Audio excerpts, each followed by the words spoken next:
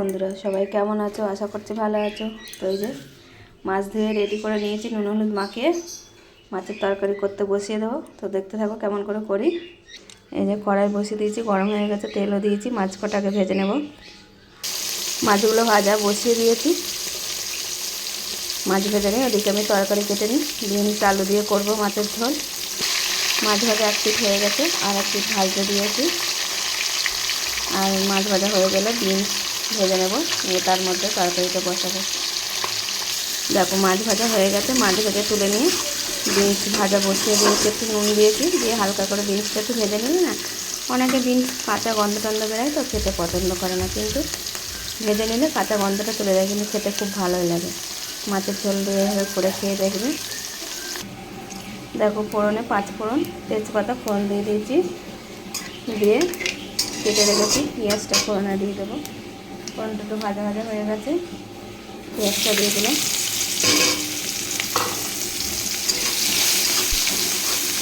অনেকে দেখেছি মাছ ঝাল খেতে পছন্দ করে, পেঁয়াজ টমেটো মশলা দিয়েও করে, আদা রসুন কেউ কুচিয়ে দেয়, কেউ বেটে দেয়,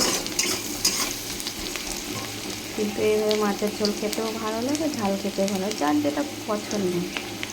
দেখো পেঁয়াজ একটু ভাজা ভাজা হয়ে গেছে, আলু দিয়ে দিয়েছি, নুনও দিয়ে দিয়েছি। ভাজা ভাজা হলে মশলাটা দিয়ে দেবো, নামিয়ে নেবো বলছি। মশলাটা দিয়ে ভালো করে কষিয়ে নেব। তো বন্ধুরা, তোমাদের বাড়িতে আজকে কী দুপুরে রান্না হচ্ছে কমেন্ট করে জানিও। আমার তো এটা হচ্ছে, আর পেঁয়াজ কলি আলু ভাজবো, ডাল আছে ফ্রিজে একটু বার করে নেব। আর এদিকে ভাতটাও বসিয়ে দিয়েছি, ভাত ফুটছে।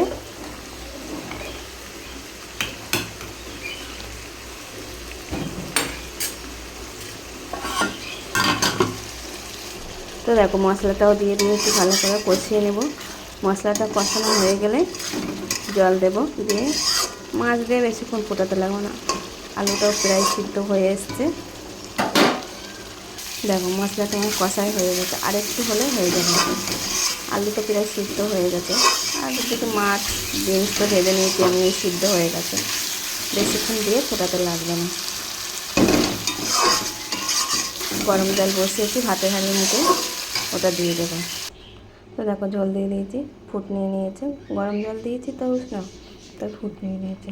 এবার মাছ একটু ভালো করে ফুটলে মাছ বিনস দিয়ে দেবো, দিয়ে মাছের তরকারি হয়ে গেলে নামানোর আগে ভাজা জিরে গুঁড়ো দিয়ে নামিয়ে নেব। খুব ভালোই লাগে খেতে, করে খেয়ে দেখবে বন্ধুরা। পাশের কড়াই বসিয়ে দিলাম, পেঁয়াজ কলি আলু ভাজা করব, তার জন্য এই যে পেঁয়াজ কলি কেটে রেখেছি, ধুয়ে রেখেছি, আর আলু এই যে গোল গোল করে ভাজা খাবে, তো পেঁয়াজ কলি আলু ভাজা করি, দেখতে থাকো। দেখো কালো জিরে শুকনো লঙ্কা ফোড়ন দিয়ে আলুগুলো দিয়ে দিয়েছি, পরে পেঁয়াজ কলিগুলো দেবো। আর এদিকে দেখো মাছের তরকারি আমার পুরো কমপ্লিট। এবার একটু ভাজা জিরের গুঁড়ো দিয়ে নামিয়ে নেব। দেখতে পাচ্ছি সব সিদ্ধ হয়ে গেছে, বিনসও সিদ্ধ হয়ে গেছে।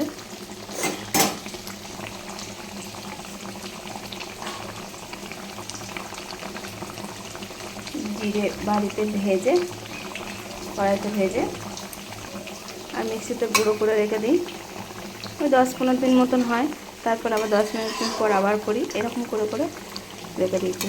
কিন্তু এই ভাজা জিরে গুঁড়োটা দিলে তরকারিটা খেতে খুব সুন্দর হয়।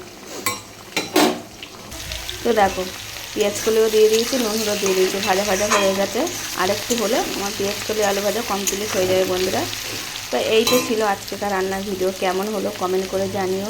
আর কে কোথা থেকে আমার ভিডিওটা দেখছো সবাই কমেন্ট করে জানিও, না হলে তোমাদের একটু করে ধন্যবাদ দেবো কেমন করে। তো সবাই ভালো থেকো বন্ধুরা, টাটা। আমার ভিডিওটা ভালো লাগলে একটু লাইক কমেন্ট শেয়ার করে দিও, টাটা।